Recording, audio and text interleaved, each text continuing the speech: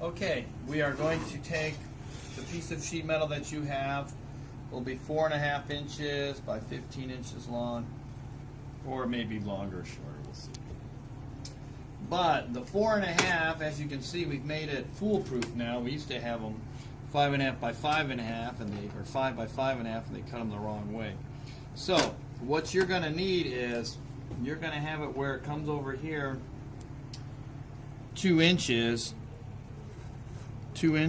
and then it's going to have 2.5 go down at an angle, which we're going to bend on the break over there. So what I'm getting at is, if it's more than 2.5, which we just tried, your men, when they're spinning, will hit this. Now what it is to deflect the ball into here, cover all these gaps too, and that way when you score it goes down there neatly. And then it hides the ugly plywood layers that we see here on the end. So basically, instead of measuring 5.5, all of these may come out to different thicknesses depending how deep you made your rabbet joint. So let's just put it in there to where it hits it, and then mark the line for the length, since we've got extra room here because it's 15 inches long. So put it like somewhere like that. Put the line where you see that, right there. And then that way you can cut it so it's going to fit in there correctly. Line the whole length, you can either use one of these squares, speed squares for construction, like so. Or if you wanted to use a combination square, you just loosen this a little, and then you can put it on there like so. Don't move it to where it comes out of there, then you got to readjust all that. Either one is acceptable. Just so you have a long line. It doesn't have to go all the way across. Just enough so you can see where you're cutting. Then you can either cut it over here with our foot shear. See, I'm lining it up. See, here's our black line.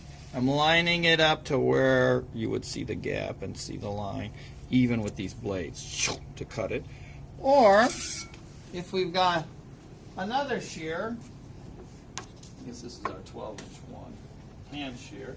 We line it up over here again, and then just cut it that way. Either way is acceptable. Just make sure you line it up there. And there's our piece. So we look at it. We make sure it's going to fit in here.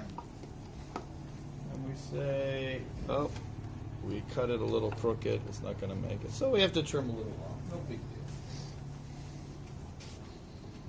We'll just cut a little of that black marker off. And this is pretty precise. Let's see if it fits in there. Yeah, now it fits in there tight. And so then we're going to fold this over. We're going to make a line. Now don't mess up. This is the way it's going to be. So put it in here where you see it. See, this way it's too short. There it is. Just taking it out like that. Measure 2 inches. So we measure 2 inches.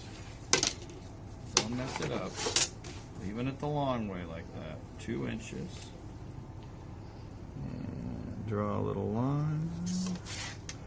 And then 2 inches on this side. And then again, bring your line across. Or any straight thing. Then we're going to bend it right there. Now what's good about this break, box and fan break, you can put it on any of these. All you're going to do is just line it up. These are the fingers. And for this one, it doesn't matter where it's at. Just get it lined up there, and then take this and fold it all the way up. Like that. And that will be our perfect bend. Say perfect. Now watch, if you put it this way, the men will hit. So, obviously, it has to be the shorter way on top. Like so. And then the men should not hit. And then it fits like that. And that's it. So then, we also have to punch some holes in here as well. So, for our holes, take our hole punch and just measure 1 inch in. So we'll just go with an inch in here. You're going to paint these two. An inch in there, and then an inch in this. And then go, since this is 3/4 of an inch,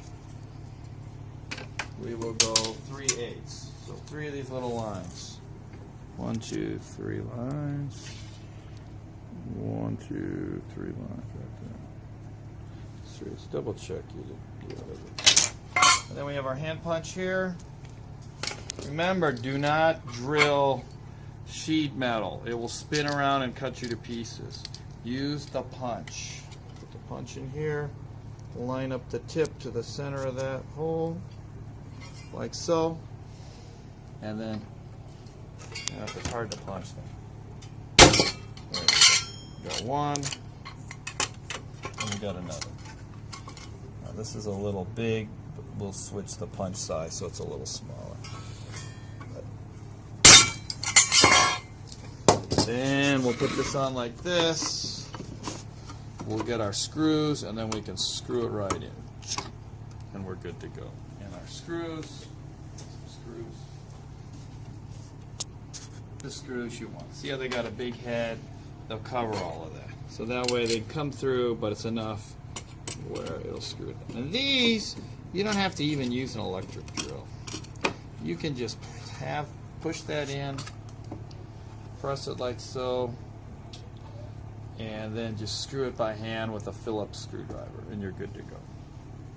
And that is how you install the metal ends to your foosball table.